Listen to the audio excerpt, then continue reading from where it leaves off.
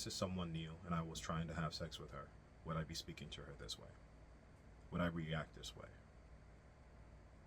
And it's an interesting experiment because when I first started doing that, I realized that, ah, I'm a little too comfortable in this moment. How to speak to someone that is a frequent visitor in the kingdom of stupidity. How to talk to your girl when she says something you think is stupid or pisses you off. I felt compelled to make this video because I think that we all get too comfortable sometimes.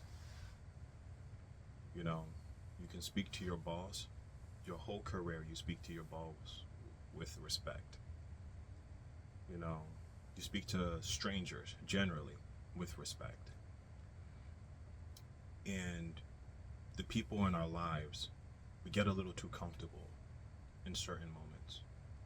I had one of these moments the other day and I checked myself. And it compelled me to make this video because we all do it. Over the years, I've been someone that has habitually gotten annoyed with someone that says something stupid. And, you know, over time, my patience has varied with said subjects.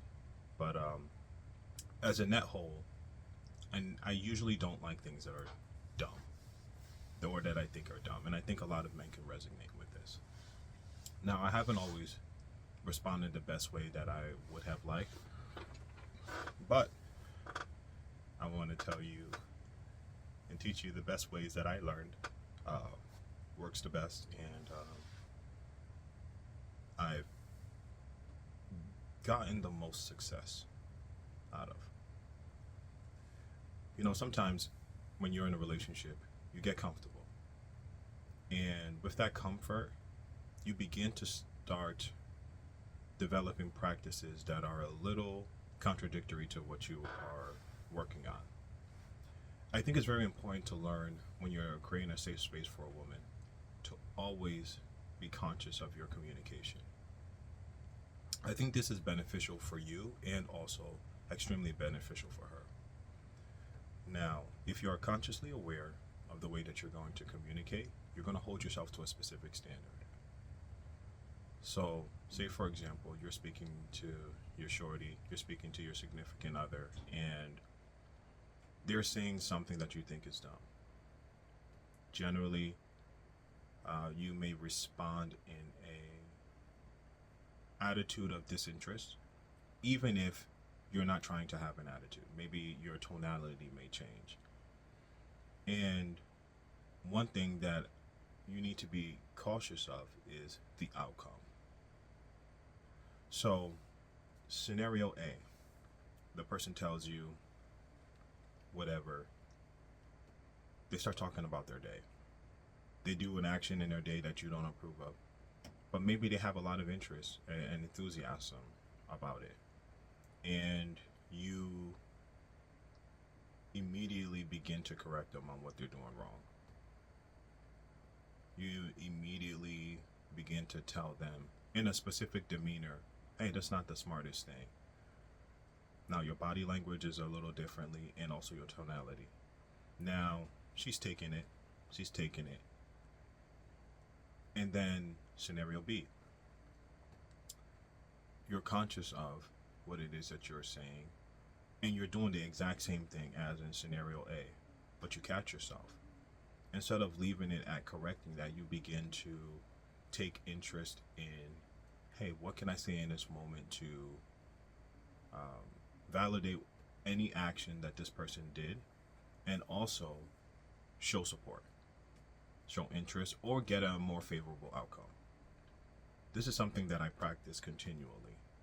When I find myself, say, speaking to someone, say like a kid, right? Speaking to a kid, and generally, you know, when you're correcting a kid, you can tend to speak to them in a specific manner that you wouldn't speak to another adult. And over time, if that child is just like repeatedly doing the same thing, you develop this kind of demeanor in the way that you speak to them. But yet, are you praising them when they do those things the right way? Are you praising them with the same intensity? Are you praising them with the same demeanor? That's something that I'm conscious of, like in my family, when I'm speaking to younger members in my family. And I know this is something that is heavily in relationships. The people that I have been in relationships with in the past, I can say that I successfully got better in the way that I communicated with them. But it was difficult, especially if you are a very rational person and you can, at times, lack emotional empathy in certain situations. And in the day to day, you'll find that those situations can come up very frequently. Um, so, I'm going to tell you what I know has worked for me and what I believe will work for you.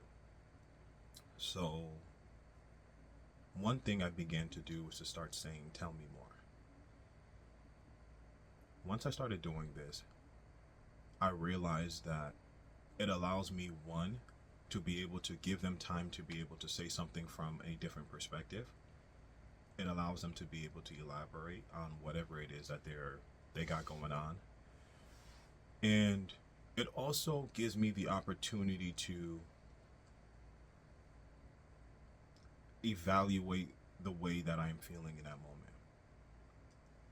Just by simply saying, "Tell me more." Because sometimes you don't have all the information in that moment. And yet you already have a feeling that you're feeling. You already have a conclusion that you have concluded to. And if you aim to be emotionally stable, you have to be able to be very patient. One thing that's very important to know is, as a man, it's okay to have emotions. Completely okay, but you have to learn how to surf your emotions. You can't let it overtake you. You have to know how to surf it, control it, know how to ride the wave. And this is something you should be cautious of when you're speaking to people. Are you always speaking with respect? Are you always speaking with appreciation? A practice that I've done, and I'm just going to be brutally honest, when I'm speaking to a woman that I care about and I'm evaluating in that moment, I said, if this is someone new and I was trying to have sex with her, would I be speaking to her this way? Would I react this way? And it's an interesting experiment, because when I first started doing that, I realized that, I'm a little too comfortable in this moment. If this was someone new, I would be responding a different way. I would be going about this a different way. But yet, here I have someone that I know I have something good with, but I'm a little too comfortable. So I refined that. Refine it from that point. I think that you should start off from that point and then refine it to this. Is this someone I'm trying to create a safe space with? If that's important to you, that also will work as well. And so it stems from that, because our carnal desires, our fleshly desires, is like, okay, you know what, you want to be physical with the opposite sex. And that's something that we all do as human beings. Now, when you have that same interest and you put the same emphasis as wanting to create a safe space for that person by your side, you'll begin to be conscious of the way that you're speaking to them, their body language to them in the moment. You'd be amazed by how much you're correcting things in the moment just by doing those two things. Starting from the perspective of, all right, you know what, hey, this is a shorty I'm trying to smash. Like, hey, how would I act if this was just somebody on a first date? First impression, I want this person to like me. Now, with that same intensity, with the same smoothness, with the same patience, with the same appreciation. And think about it. Imagine if you're communicating greater appreciation to strangers than a person in your life. It means that you have some work to do, some inner work to do. And look at it from this perspective. When you set the bar so high for yourself when it comes to communication, so high for yourself, you hold the standard so high to yourself, you're able to now, when you're talking to other people, demand the same thing from them or walk away. Like, one thing I don't tolerate is ambassadors of disrespect. If you are a liaison of disrespect, you are banished from the kingdom. I promise you. You're going to be gone. And when you hold yourself to such a high standard, that's how you're going to operate with other people. So, when they don't speak to you in love, you're going to say, hey, I don't appreciate you speaking to me like that. Hey, I would like it for you to speak to me like this. And I just think it's so important because our partners are the ones that are in our lives, the ones that have the most access to us. And it doesn't make any sense for you to ever negotiate the way that you respect them, the way you communicate with them. And so this doesn't mean that you got to be perfect, because nobody's perfect. You know? But if you set that standard that, hey, it's important to create this safe space, then you'll set that standard of communication. You'll set that standard of, all right, you know what? I'm going to hold myself accountable to this level. When you do something wrong, you say, hey, love, I want to talk to you about something earlier. This is even if the person doesn't say anything. Hey, love, earlier when you were saying this, I didn't like the way that I said this to you. I want to apologize. I misrepresented myself with that. I want to make sure that I speak to you with more love in this moment. And when you set that standard of doing that, they begin to see your character. See, one thing that I know is most people are not going to do what I said. They're not. Most men that, say for example, that woman has probably met in her life, they're not going to do that. They're not. And so, if it's important to you to be able to create a safe space, I promise you this is one of the most beneficial things you can do. When you set this standard for communication and you set yourself on this level of respect that like people cannot deny it because you carry yourself a specific way. And this means when you're in conversations and you see yourself misrepresenting yourself, you have to come back and correct it. Don't play the games of, oh yeah, you know what, I'm going to ignore this person. No, be the standard of accountability. When you mess up, hey, I want to tell you this. I want to tell you this, that I did this wrong. This wasn't right. And the more you set yourself that standard, the better you'll be when the next time you have an argument or a disagreement and you aren't communicating the way that you want. You'll be better. And then you'll be able to walk away from a disagreement and be able to hold that other person accountable. Accountability is a big thing. You know, and you have to hold the line. When you hold the line for yourself, you make sure you hold the line for someone else. Never let anyone escape with accountability. Don't let them escape because they'll walk all over you. They'll take it for granted. And just know that if you are with someone that's not accountable, it's 100% your fault if they're not accountable to you. That means you allowed it to happen. I promise you, because accountability goes both ways. But when you allow a person to be comfortable and develop a habit of not being accountable, they're not going to be. And that's your fault. Another thing I want to talk about is when you have this standard and you're operating this way with people, people will remember. Even if they're no longer in your life, they will remember. People remember the way that you treat them. They remember the way that you make them feel. Even people from the past, they will come back. If you're like this with someone, I promise you, the overwhelming majority of them are going to come back because you're the only person that ever made them feel safe. And also you're probably going to be the only person that ever communicated with them this way. I'm telling you. And it's because the fact that when you master this level of communication, this standard of appreciation, people remember it. And they come back in different ways, you know, and you can choose whether you want to accept them back or not. That's up to you, and that's its own science. But I'm telling you, the overwhelming majority of people will never have someone that speaks to them this way. And you can directly be the standard of that. They will reach out to you years down the road, telling you thank you, telling you, oh, when you did this. They'll reach out years down the road and want to tell you stories. This is friends, this is ex-partners. Because why? You were the one that made them feel safe. Doesn't mean it's always going to work out, because you're not perfect as well. But people never forget that. They never forget the way that you communicate with them. It's usually in the first few moments of a phone call that it's like they snap back into it, muscle memory. So yeah, when you have someone by your side, value them, appreciate them in the moment. Don't wait for them to be gone. Don't wait for things to be bad. Set the standard now that, hey, this is how I want to be. I can't tell you enough how many people I have seen that are married, and the way that they treat their wife, the way they speak to their wife, the way their wife speaks to them, it's just horrible. I'm like, man, the way I am with one of my, like, you know what I mean? Like, the way I am with even, like, my friend is better than how you guys are. You guys been married for 15 years.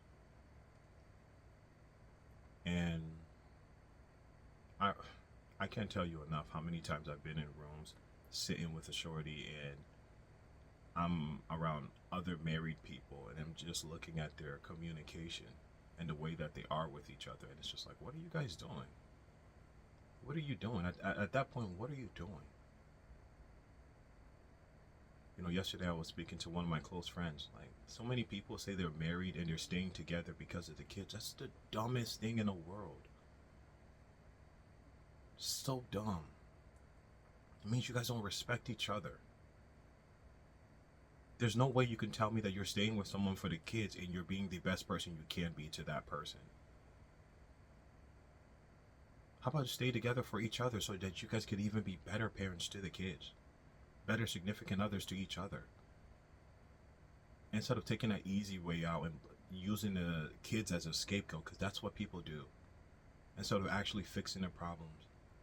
You stay together for 18 years, then divorce. In those 18 years, you could be working on yourselves. You can be working on the way that you communicate. Shoot, you might not even like each other in the beginning, and then eventually, like, yo, I like this person now. Just by these simple things. You got to be conscious of the way that you speak to your significant other. You have to be. You have to be. You can't be respecting strangers more than you do the person you have sex with. The person that's by your side. The person that's providing for you. The person that's protecting you. The person that's cooking for you, cleaning for you, caring for you, nurturing you. These are people that deserve to be appreciated. You can't give strangers your best self. Give your best self to that person. That's it. Give your best self to that person. They're working for it. You can't be giving your best self to people that don't even give a crap about you. But because that person's your boss, they have them, you speak to them with some level of respect. That's crazy. That's utterly ridiculous. If I see someone speaking to their boss better than they speak to me, I don't want them. They're gone. Doesn't make any sense to me. That person's a stranger. They don't care about you. So it just tells me that you can get compliance from anyone if they give you money. That's what it looks like to me. And the thing is, you're replaceable there. Yet you're giving them better character than you're giving me. This goes for men as well. If you ever treat any woman better than a woman by your side, you're cooked. What are you doing? You're speaking to waiters, you're speaking with, I don't know, strangers with a smile. Man, homie, you better smile at your shorty when you speak to her. You better talk to her that same way. You better hype her up that same way. If you're giving more compliments to strangers than the person by your side, you're cooked. What are you doing? Get it together. These are things that we can all do, but just people don't say it. If you see your friend speaking to their significant other a certain way, don't say nothing in the moment. But behind closed doors, tell, hey, yo, homie, ease up on shorty, ease up on your wife. Hey, bro, you were in the wrong. Don't be afraid to call your homies out. Never do it in public. Never, never. Pull them aside. Even if you guys are, hey, yo, bro, let me talk to you real quick. Let me tell you something. Tell them like, yo, why are you talking to her like that, man? But obviously, you use wisdom when you're doing that, because people don't like everyone in their business. But don't be afraid. The reason why so many people are doing this, we have this culture of people just disrespecting and not appreciating each other because people aren't calling each other out. People aren't being genuine. Set that standard for yourself. This is how I'm going to treat someone. Set the standard that no matter who this person is, I'm going to operate this way. That's it. And I'm going to walk away before my character changes. That's it. When you're willing to walk away, you would be shocked by the things that people will do, the things that they will correct, because of fear of loss. And you will see the way that they will begin to appreciate you and respect you. This goes for men, this goes for women. Don't play about that. You can literally fix your relationships fast. 60 days, 90 days, 30 days. You can fix your relationships in conversations, in moments. Sometimes you just need someone to shove you in the right direction. Hey, yo, do this, do this, do this. Call you out on your BS. Give you a strategy. Wink, wink. But yeah, sometimes you just need that. And the thing is, most people aren't going to care. But the thing is, you do. You care about your relationship. And so this message is for the people that don't always have the time to put into their relationships the way that they would like to. The people that don't like what's going on in their relationship and want to do something about it, but don't know the quickest way to be able to go about it or the most effective way. And so they just kind of stay in this loop. But remember, divorce is quiet. It's quiet in the beginning. Disinterest is quiet. When a woman loses interest, it's quiet in the beginning. Then it's loud. And then it's costly. Then it's explosive. Anything could be changed. Anything. I've seen it happen. In my life, I've seen it happen in others' life. Find someone that's willing to help you if you can't help yourself. Someone that's passionate about helping other people get the results that they want. People matter. People matter. Relationships are the most important things. The relationships with our family and our relationships with our loved one. Don't take it for granted. Have a better relationship. It's within your control.